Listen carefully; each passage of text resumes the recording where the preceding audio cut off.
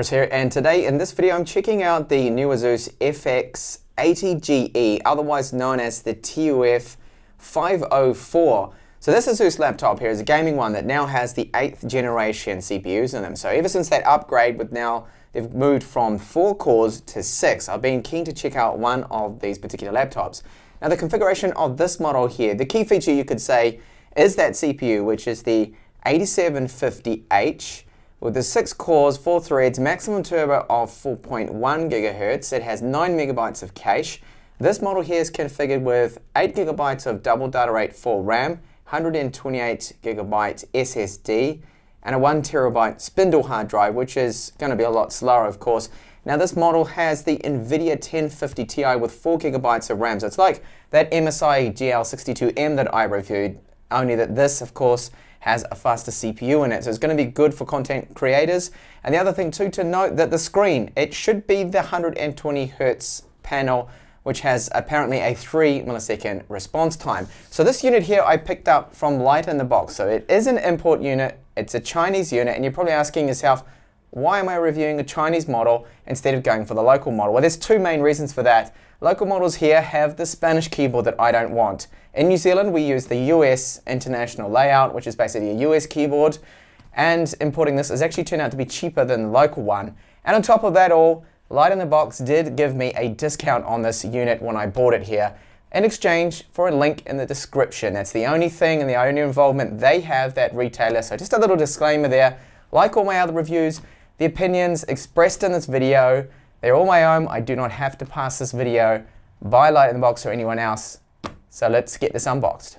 In the compartment in the side here, you'll find the power cable. Now you can see it is an Australian New Zealand style plug they have included here. But if you have a look, it's using that stand that you see on most laptops and notebooks here, which is that Mickey Mouse connector. So very easy to find a replacement one for the EU or the UK. Like other notebooks, the laptop's in this protective sleeve. And here we have some warranty cards. And this is all going to be in Chinese. Well, the title isn't. Leaving now our power brick, which is located in this compartment right here. And its output is rated to 19 volts, 6.32 amps. And the plug is rather standard, so it's 5.5 millimeters positive in the middle, negative on the outside, so it'll be very easy to source a replacement power adapter if needed. Now taking a look at the overall weight, what you're going to have to lug around. So the laptop comes in at 2.3 kilos, which is not bad at all for a 15.6-inch gaming laptop. But then, of course, you add the power supply. That brings it up to 2.75. And the cable, the total weight now is 2.85 kilos that you will have to lug around. And then our thickness, it's approximately 24 millimeters taken from the side here. That's without the rubber feet. So the rubber feet at the back, we're looking now at the thickest point, is now about 28.5 millimeters. So the thickness is actually not bad at all considering the spec and the CPU this has. So if we take a look at the lid of it, it does, yes, have a gamerish kind of look to it, doesn't it, with these red accents. It's an X-style logo that they've done here with it. I think it looks actually alright. It's not too bad. Not as bad as I thought it might be. Now this to me first looked like it was brushed metal, like they had an alloy lid on the top of it, but is it in fact plastic? So it's a textured ABS style plastic. And you can see that there's a little bit of flex there on that lid. So checking out the back of it now, we've got the 2 exit vents for the exhaust fans, of course. So you're going to have all that heat's going to be coming out the back here. And you will notice too, they've got this cutout from the screen, which is a little bit different. And you can actually see the status LEDs with the lid closed. So if you wanted to know if it is actually on or it's flashing in standby or whatever. I don't know why they've done that. I guess it's just a different design and look. On the right hand side, you will find just a Kensington lock slot and then the loudspeaker. One of 2 side-firing speakers. It's a little hard to make out. Right here, there's just a little slot, but I will test it out in this video how it sounds. So the left-hand side is where you will find all the ports. Obviously, we've got that other speaker there. Then we've got a 3.5mm headphone jack with mic support, 2 USB 3 ports, USB 2 port, HDMI, which is sadly only HDMI 1.4 A spec. This to me should be HDMI 2 at least. We have a gigabit LAN port, and then of course DC in to charge and power this laptop. So it really is short on the ports here. I'm not really too happy to see that they could have included a mini display out as well on this, and they should have, I feel, put a port on the right hand side. Even if it was just USB 2, that would be great for right-handed people to connect in, for example, a mouse. And let's take a look at the strength of that screen. So you can see it's flexing already, that plastic, when I lift it up. So it cannot be lifted up just one hand. You need two hands for this. We do have rather large bezels. It's only the more expensive models that will give you those slim bezels now here. So we also have up the top a 720p webcam with dual array microphones. And then your typical rubber pads around the bezel here to stop it from scratching up on the palm rest and the rest of the laptop. So the ASUS logo here, this is in black, which is good, but it's a shiny glossy black, so it will still reflect a little bit, but not as bad as some manufacturers that put this in silver. The gamer look continues, as you can see with the palm rest. We do have some accents here in red, of course. It wouldn't really be any other color, so you know straight away it's a gaming laptop. Personally, I would like this to be just plain. I think plain would look better, and after a few years it probably wouldn't age as bad, of course, too. So you can see along the top here we do have an intake vent. There's those status LEDs I was talking about, and we'll also find there the power button, which is separated from the keyboard and not part of it, which is a good design choice there. And you'll see the hinge there located on the outside, so that is a little bit more susceptible to damage having it on the corner there, but it does feel quite stiff, that hinge, and I don't see that loosening up over time. So your typical gamer keys are highlighted there in a more of a bright red there. So it's a red backlit keyboard, you can see, and the key travel does feel really quite good. There is a little bit of flex there, but really no, it's actually quite solid this. That's probably my table moving around a little bit more, but very good. I'm pressing down really hard. The layout looks good, so we've got full size shift key on the left, and then they haven't compromised the right shift key as well, which is full size too. Even the controls very large. The only thing you could say that is crammed in is this number pad here, which is a little bit smaller, those keys, than the rest of the keyboard there. But I don't feel that that's too bad. So far, it's looking like a very decent layout.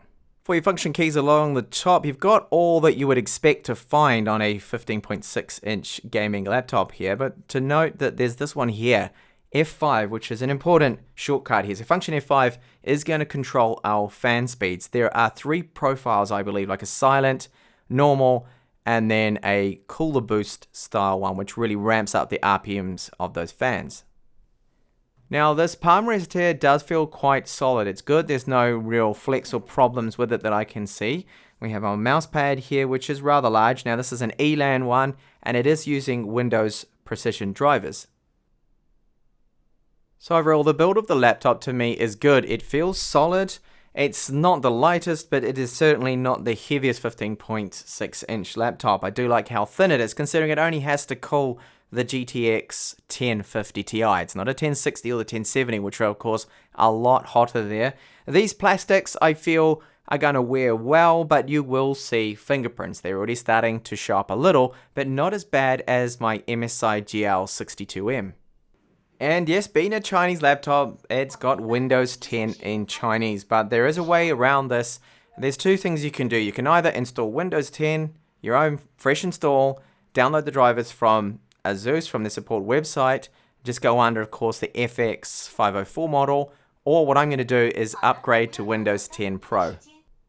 So I managed to find my way to the Intel graphics settings here, and you can see that that screen, sadly, this version that I have, I was mistaken. It's actually the 60 Hz panel in here. So this has the IPS screen, 60 Hz, instead of the faster 120 Hz panel. But that one, of course, is only a TN panel, so the viewing angles won't be as good as this screen.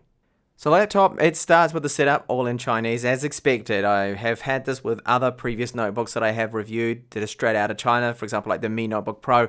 So the easiest way to keep the recovery partition, keep the factory drivers and the setup and everything like that, is to actually upgrade to Windows 10 Pro. Now you can get CD keys for cheap off the internet, just hunt around, Google them off eBay, and if you go into the settings menu, so you just load this up as you would normally with English, go to the settings and find what looks like languages right here, which is that time and the A logo here, and then you need to click on this right here.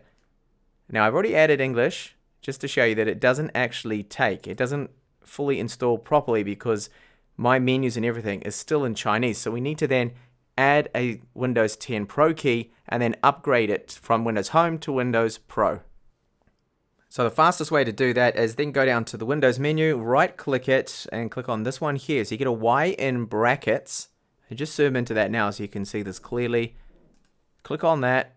This will bring up your system information for Windows, all in Chinese of course. And then you just need to go and scroll down here, click on this one right here, this link. So this one just below the Windows 10 information.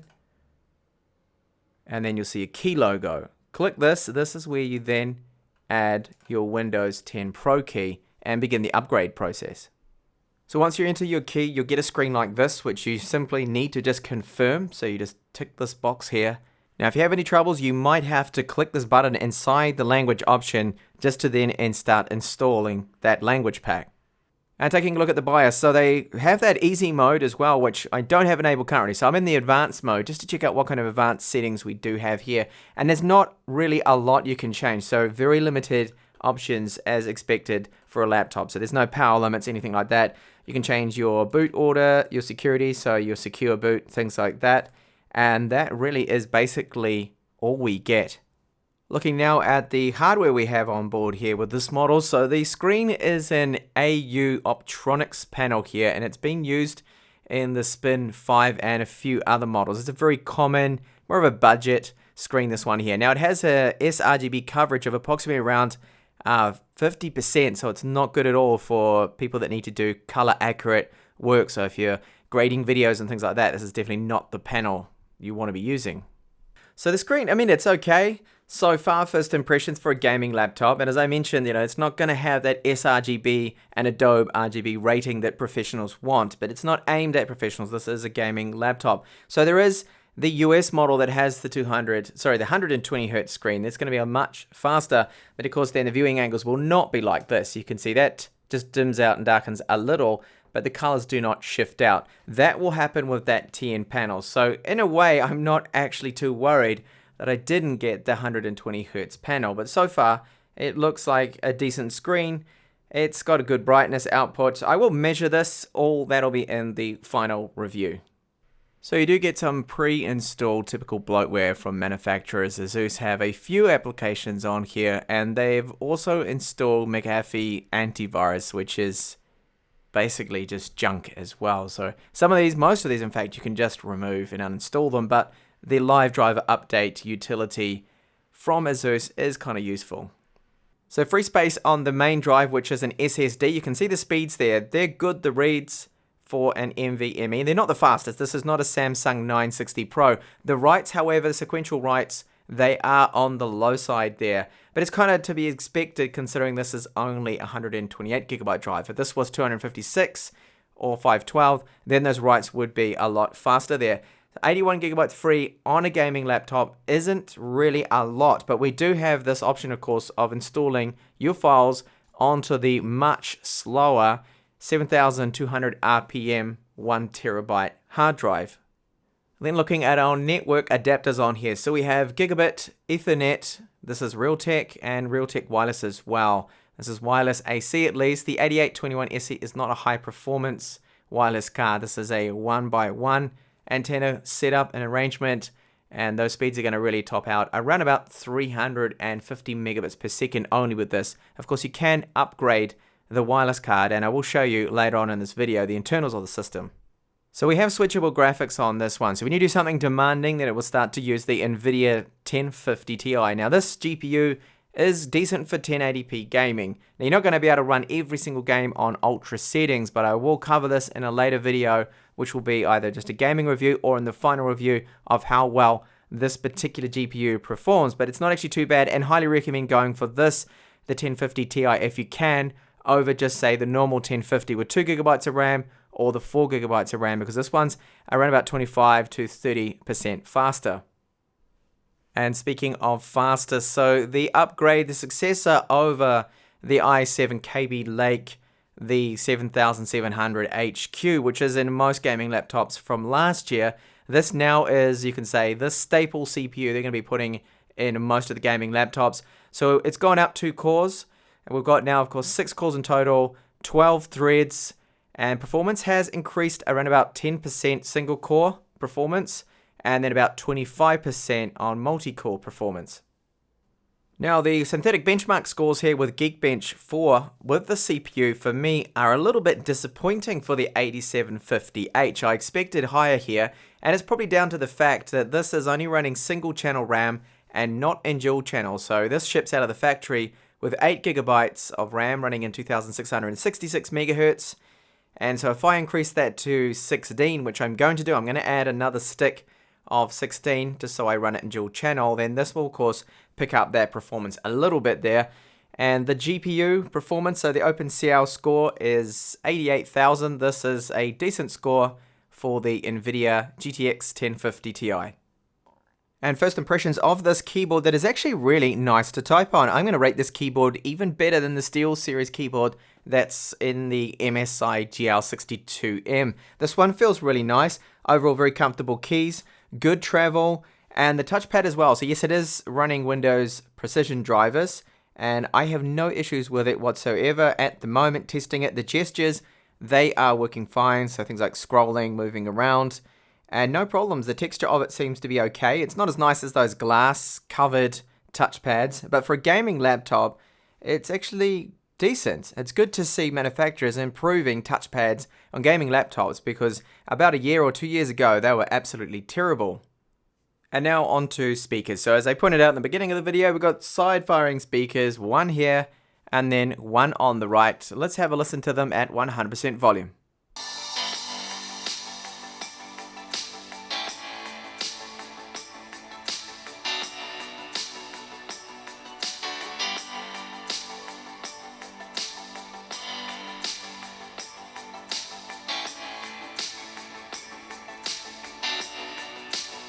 Okay, so they're not the loudest, they're not the most punchiest speakers I've heard. They could certainly do with a little bit more bass, but they are better than my MSI GL62M speakers.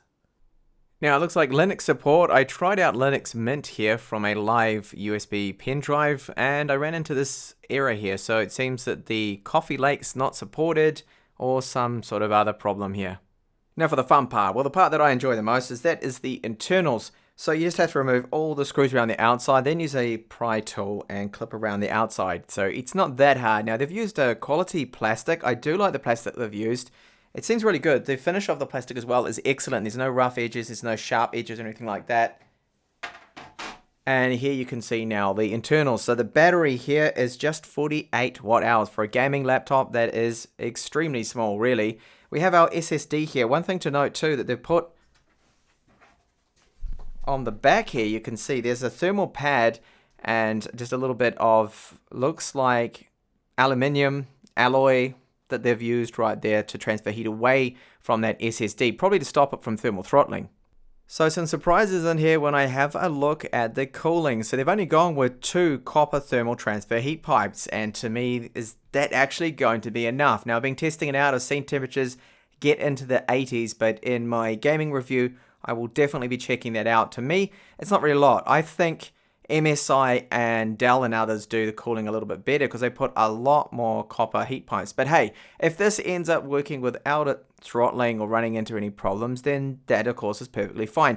Now these fans do have ASUS's patented anti-dust technology. So down the side here is apparently where the dust is going to go out and then be blown out the back without getting stuck in there.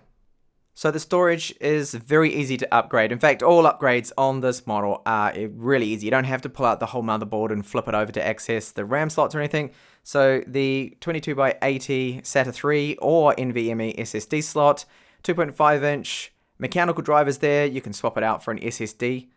Same goes for the wireless card. So if you're not happy with the Realtek wireless card, you want to use an Intel one that's faster, then of course you can do that quite easily.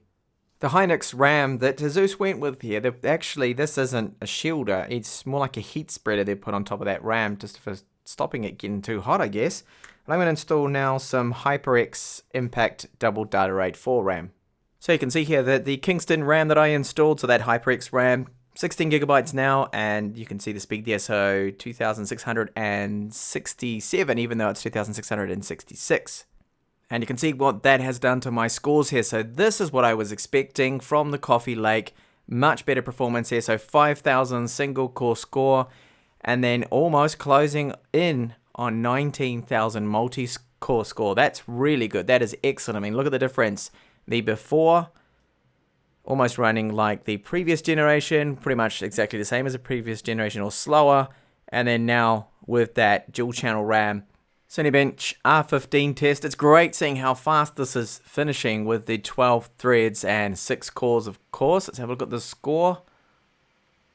Just under 1,000, so 985 CB. That is not bad at all. That's definitely a step up from the 7,700 HK that gets around 750-ish. And this is the Firestrike score of the system. So it's not bad for the 1050 Ti. You'll notice that the physics score, that's rather high, of course, with this much faster, beefier processor. Right now I'm stressing this system out. GPU is being stressed out, the CPU at 100%, and I'll just zoom in now and I'll show you what is happening here with the power limits. So temperatures have peaked at 85 degrees, and you'll see here the clock rate was around 3.5 gigahertz across all of those cores. And then right about here, it throttles down to 2.6, and the temperatures as well dropping down to about 60. Now it's increasing now with the GPU, ramping up a little bit. So it seems there is some power limit throttling going on here just to ensure that things are going to keep cool. Heaven benchmark there is just stuttery. It's pausing and freezing. I don't really know what's causing that. It's probably the CPU because it's being taxed so much, and the throttling going on there with the power limits. Now the power supply is 120 watts. Touching it now, it is quite hot. And you'll notice the maximum temperatures that I'm looking at the moment. So 85 degrees, and yes, it did actually trigger thermal throttling. You can see right here, there's yes and yes.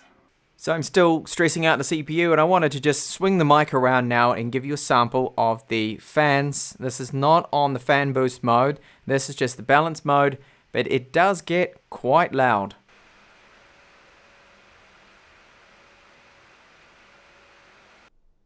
Okay guys, so obviously in the next video I will do some gaming tests. That's what this laptop is really all about. But under sustained CPU load, it seems like it is going to be throttling there, which isn't so great. So part of the reason why I did get this is I want to edit 4K videos. So that will definitely be tested in the final review, you could say, of this particular model here.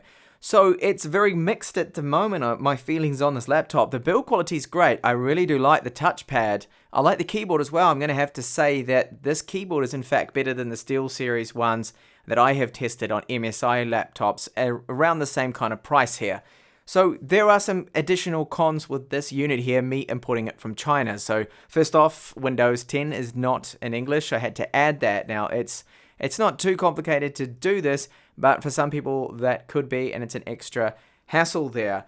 So the plastics used, good quality. The design of it, as mentioned, yeah, I think it's good, but I do feel they could have put some more vents, perhaps maybe with the cooling. The fan noise is up there a little bit. The screen, well, it's not the 120 Hertz model, so it's both a pro and a con because we've got the better viewing angles of the IPS, but not the faster response.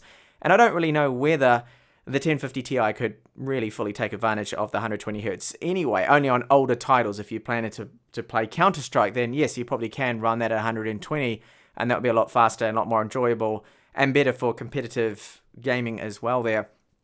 So the ports is another con that I knew about this, that the port selection on this is not wonderful at all. So ASUS have really skimped on this. We don't have Thunderbolt 3, we don't even have another display port or one DisplayPort out, so we can run 3 monitors like you can with other laptops in this price range. So they could have added that. No SD card reader as well. So some interesting choices here. And I feel now with these newer chipsets and the fact we're in 2018, they really do need to use HDMI 2 spec so we can get 4K 60Hz desktop at least. I don't see anyone gaming at 4K, at least not with the 1050 Ti, but it's still nice to have that option there. So overall, looking very mixed. So I'll have some follow-up videos. There'll be 2 more videos at least, which will be a gaming review. I'll check out gaming performance. Again, if it's going to throttle, run into trouble, then that's more of a real-world workload. And then the final review after using this particular model here for at least 1 to 2 weeks full-time editing videos and just using it as my daily notebook. Thank you so much for watching this rather large and long unboxing and first impressions video. I do hope to catch you back with those other videos. And if you haven't already checked it out, then please check to my review of the MSI GL62M, which is a different gaming model but with the same GPU as this one.